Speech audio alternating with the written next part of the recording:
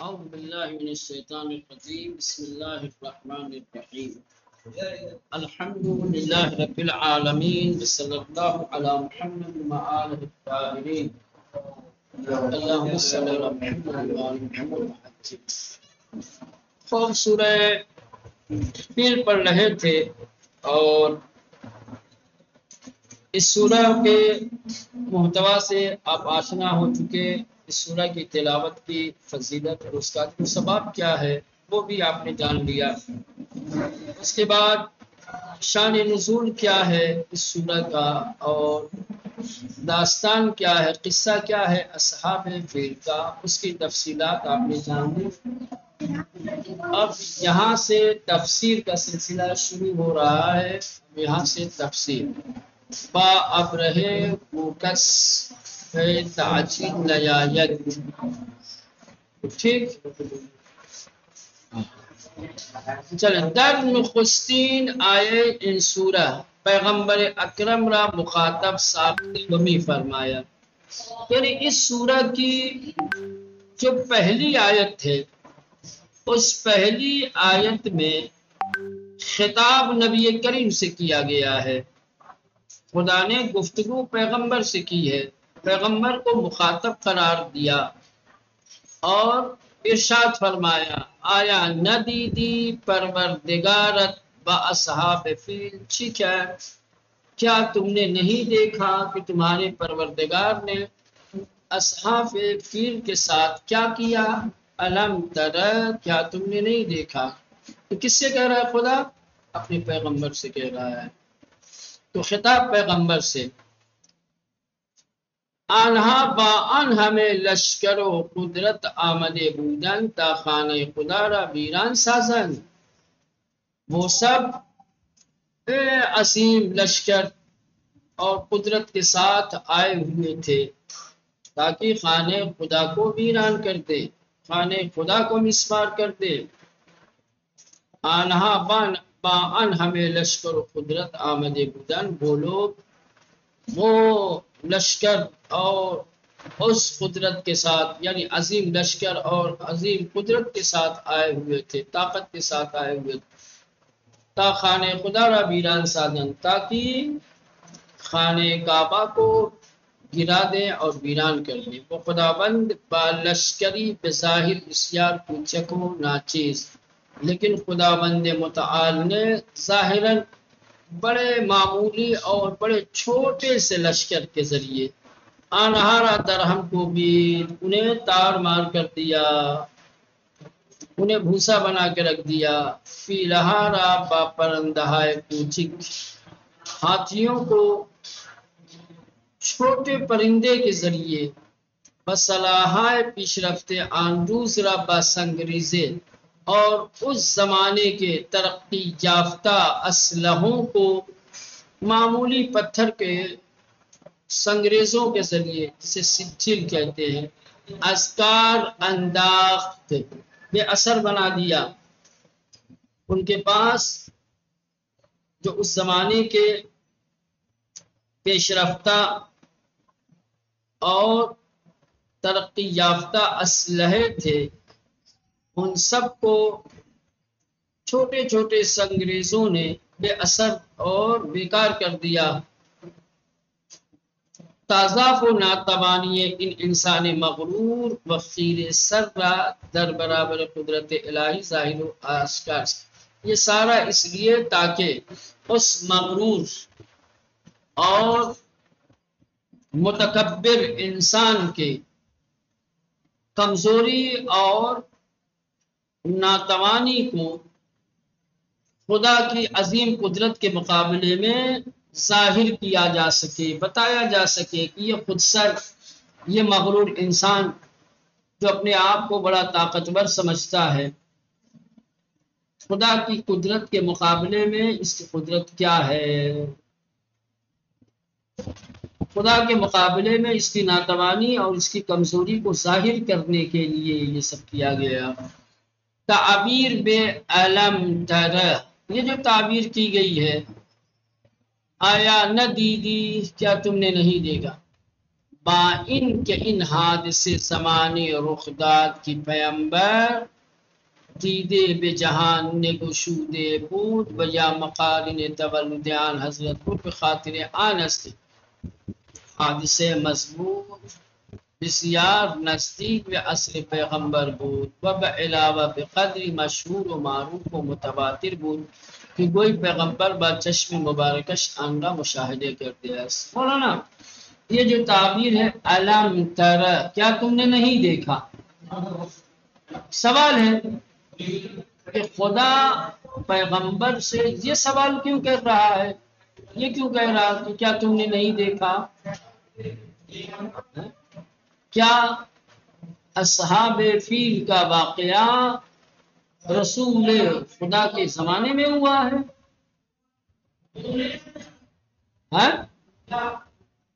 نہ، یہ تو اس وقت یا اس سال رونما ہوا ہے جس سال پیغمبر پیدا ہوئے ہیں، تو پیغمبر کہاں سے دیکھیں گے؟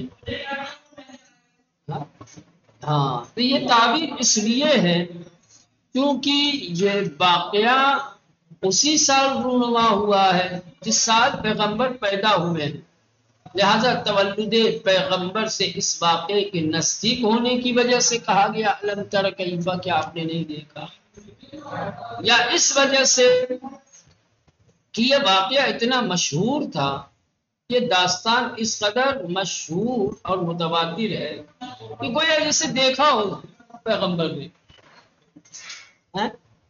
جیسے پیغمبر نے، تو دو وجہ ہیں علم تر کیفا کی جو تعبیر ہے، اس تعبیر کی دو وجہ ہے، ایک تو یہ کہ یہ واقعہ اسی سال رونما ہوا ہے جس سال پیغمبر اسلام متولد ہوئے ہیں، جس سال پیغمبر اسلام کی ولادت ہوئی ہے۔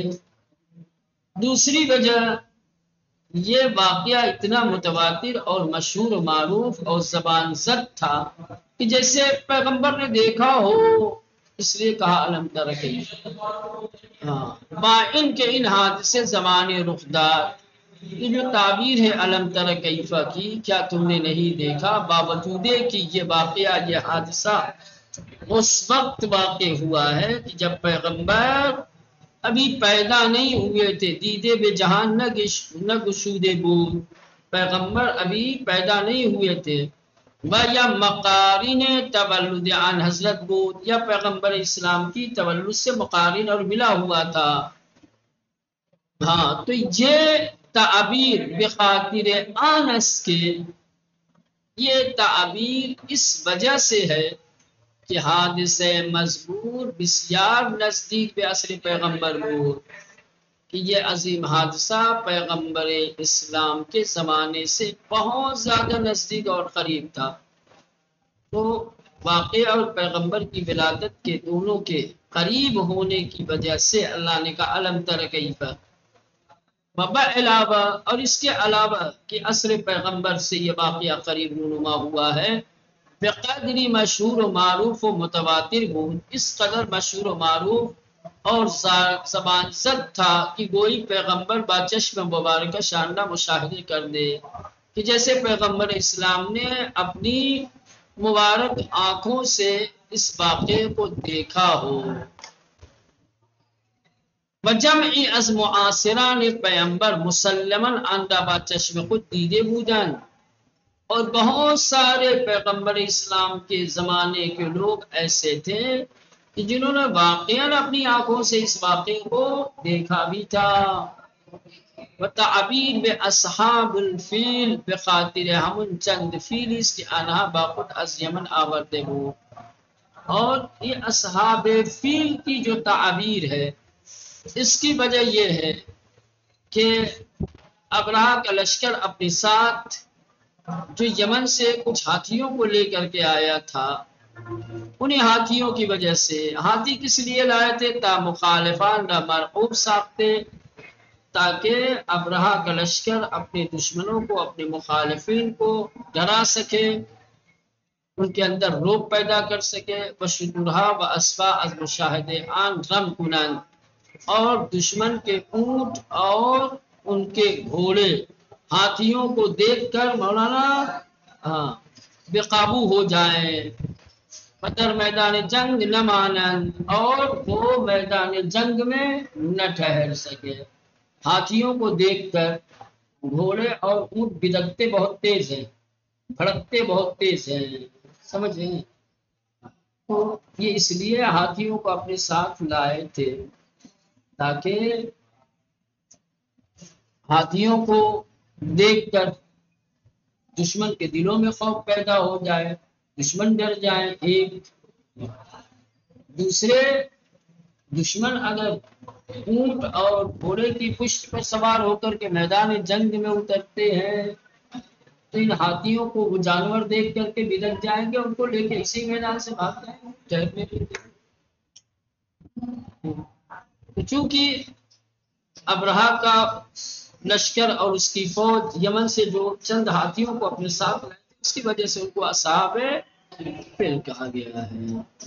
سپس می افزاید آیا خداوند نقش آنہا را در ضلالت و تباہی قرار نہ دا۔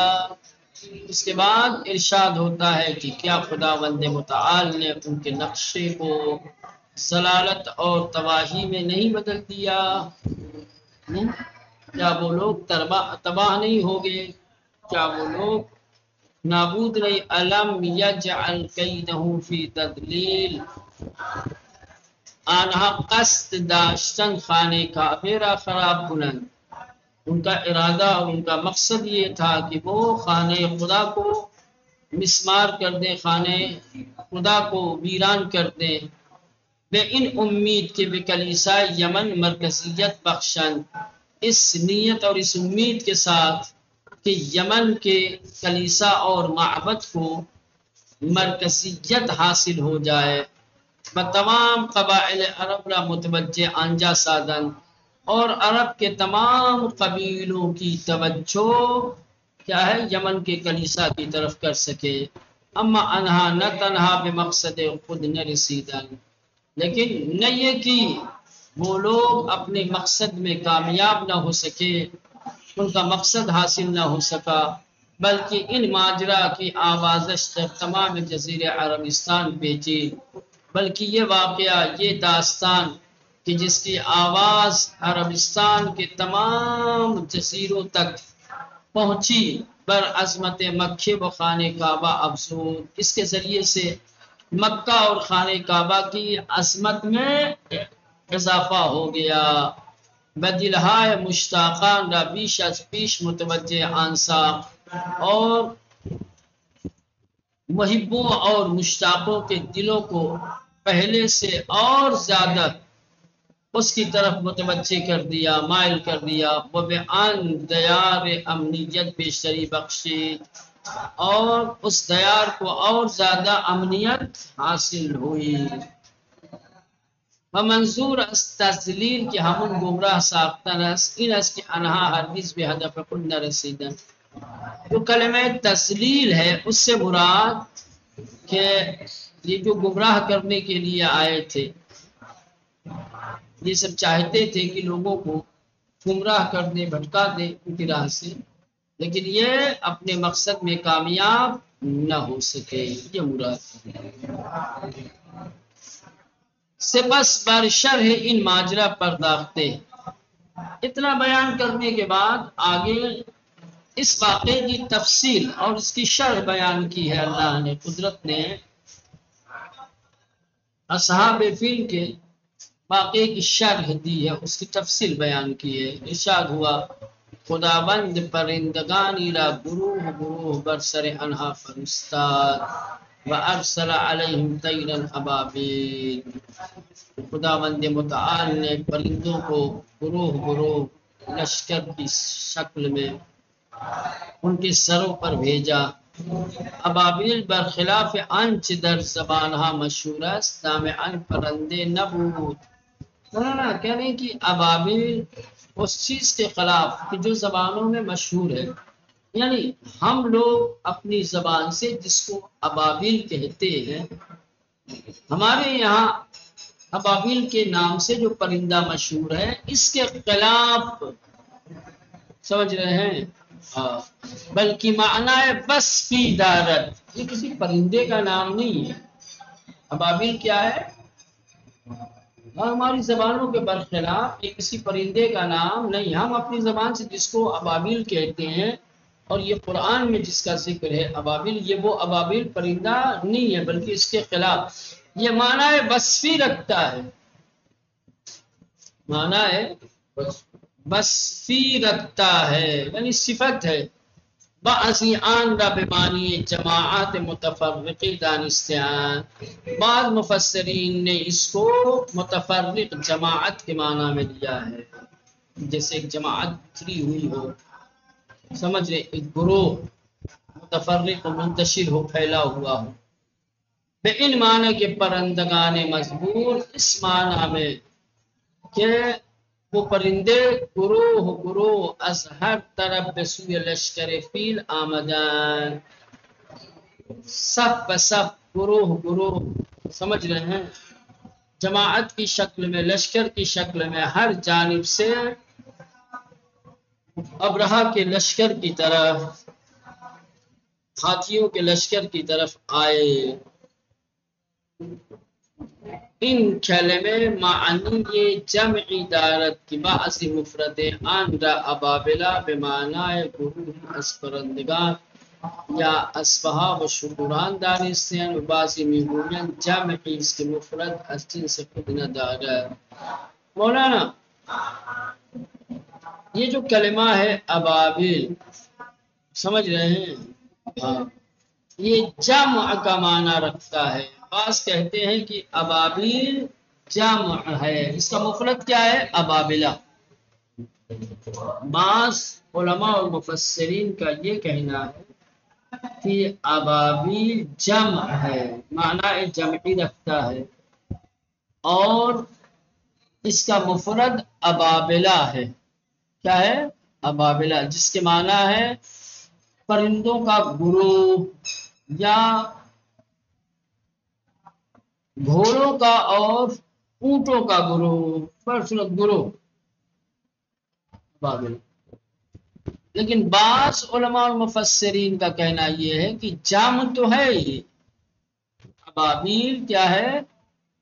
جمع ہے، لیکن یہ اپنی جنس کا مفرد نہیں رکھتا، اس کا کوئی مفرد نہیں ہے۔ بعض نے کہا کہ جمع ہے اور مفرد بھی رکھتا ہے، اس کا مفرد ابابلہ ہے۔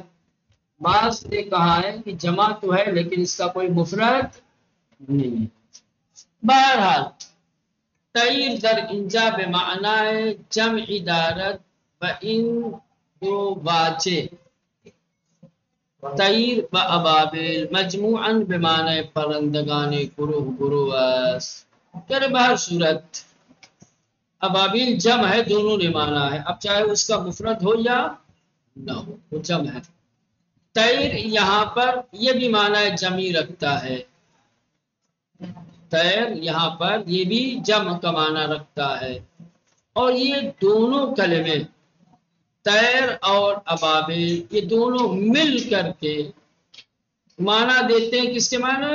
وہ پرندے جو گروہ گروہ آئے، گروہ گروہ جماعت کی شکل میں پرندوں کا آنا، اس کو کہتے ہیں تیرن ابابیل۔ نہ ان کے ابابیل نام ان پرندگان باشد، نہ یہ کہ ان پرندوں کا نام ابابیل تھا۔ تیرن ابابیل سے مراد ایسے پرندے جو گروہ گروہ ظاہر ہوئے، ان پرندوں کا نام نہیں ہے، سمجھ رہے ہیں؟ لیکن مشہور کیا ہے؟ جو پرندے ظاہر ہوئے تھے ان کا نام ابابیل ہے نا، جبکہ ابابیل پرندے کا نام نہیں ہے۔ ابابیل یعنی گروہ در گروہ، تیرن یعنی پرندہ، تیرن ابابیل یعنی پرندوں کا گروہ گروہ ظاہر ہونا، ٹھیک۔ در این که این پرنده چه پرنده‌ای بوده است، همانطور که در شرح داستان آورده مشهور این است که پرندگانی شبیه به پرستو و چلچله بودند کہ از طریق دریائے احمر برخاستن و بسراغ لشکر فیل آمدن. اب مولانا یہ جو سوال ہے کہ چلو بھائی مان لیا کہ ابابیل سے مراد گروہ در گروہ لشکر کی شکل میں سب بسب، ٹھیک. تو اب سوال یہ ہے کہ جو پرندے لشکر کی شکل میں گروہ در گروہ ظاہر ہوئے تھے کون سے پرندے تھے؟ ان پرندوں کا کوئی نام ہے؟ تو کہہ رہے کہ جیسا کہ ہم نے اس داستان کی تفصیل میں اور شرح میں بیان بھی کیا کہ مشہور یہی ہے کہ یہ پرندے جو ہے یہ پرستو کی شکل میں تھے،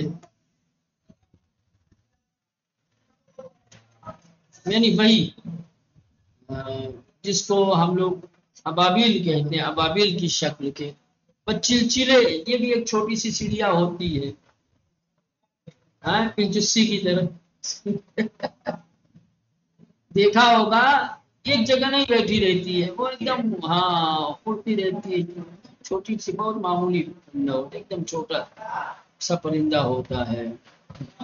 تو کہہ رہے یہ اس طریقے کے شکل کے پرندے تھے جو دریائے احمر کی طرف سے ظاہر ہوئے تھے، دریائے احمر کی طرف سے آ رہے تھے اور ہاتھیوں والے لشکر کی طرف بڑھ رہے تھے، ان کے پیچھے جا رہے تھے. ٹھیک. تو بہر صورت مولانا اس پرندے کا کوئی خاص نام ذکر نہیں ہوا ہے. کہتے ہیں کہ ان پرندوں کی جو شباہت تھی وہ یہ چھوٹے چھوٹے جو دو تین طرح کے ہمارے یہاں پرندے پائے جاتے ہیں، سمجھ رہے ہیں، جیسے گورا گوریا ہو گئے مولانا، یا وہی جس کو ہم لوگ ابابیل کہتے ہیں اس شکل کے تھے، یا چلچلے اور جو چھوٹی چڑیا ہوتی ہیں ویسے تھی. بصورت نام نہیں پتا وہ پرندے کیا تھے، ان کا نام کیا تھا. در ان کے ان پرندے چھ پرندے بودیاس، یہ کہ یہ پرندے کس طریقے کے پرندے تھے، ان پرندوں کا نام کیا تھا، ان پرندوں کو کیا کہا جاتا ہے. ہمن طور کی درشر داستان آورتیم، جیسا کہ اس داستان کی شرح میں ہم نے ذکر کیا، مشہور این اس جو چیز مشہور ہے وہ یہ ہے کہ پرندگانی شبیہ بے پرستو، یہ ابابیل کے پرندوں کے مانند، ابابیل پرندوں کی طرح چلچلے، یا چلچلے ایک چھوٹی سی چڑیا ہوتی ہے اس کے طرح سے تھے. کہ از طریق دریائے احمر برخاستن، کہ جو دریائے احمر کی جانب سے ظاہر ہوئے تھے، اور بسراغ لشکر فیل آمدن، اور لشکر فیل کے پیچھے آئے.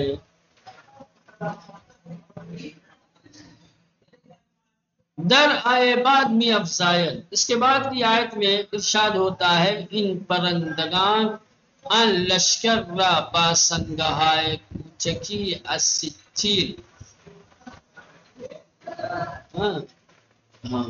گلہائے متحجر ہدف قرار می دادن.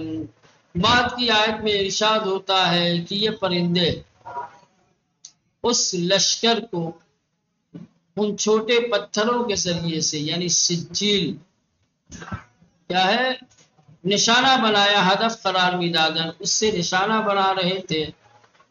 ترمیہم بحجارت من سجیل، چنان کی در شرح ان ماجرا از تواریخ و تفاسیر و روایات نقل کردیم، جیسا کہ اس واقعہ اور اس داستان کی شرح ہم نے تاریخ، تفسیر اور روایات کے اعتبار سے نقل کیا. ہر یک از ان پرندگان کوچک، کہ ان چھوٹے پرندوں میں سے ہر ایک پرندہ سے سنگریزے بے انداز نخود یا کوچکتر با خود داشتند، کہ تین پتھر کہ جو چنے کے برابر یا ان سے بھی چھوٹے اپنے ساتھ رکھے ہوئے تھے، سنبھالے ہوئے تھے، لیے ہوئے تھے. کہ یکی را با منقار، ایک کو چونچ میں ودو تارا باپاہا خیش، اور دو کو اپنے پاؤں میں حمل می کردن اٹھائے ہوئے تھے، ان سنگہائے کوچک، اور ان چھوٹے پتھروں کو پر ہر کس فرود میں آمد، یہ چھوٹے پتھر جس کے سر پر گرتا تھا پورا از ہم متلاشی میساخ، اسے وہیں ڈھیر کر دیتا تھا، اس کو وہیں فنا کر دیتا تھا۔ چلے یہاں تک رہنے دیں۔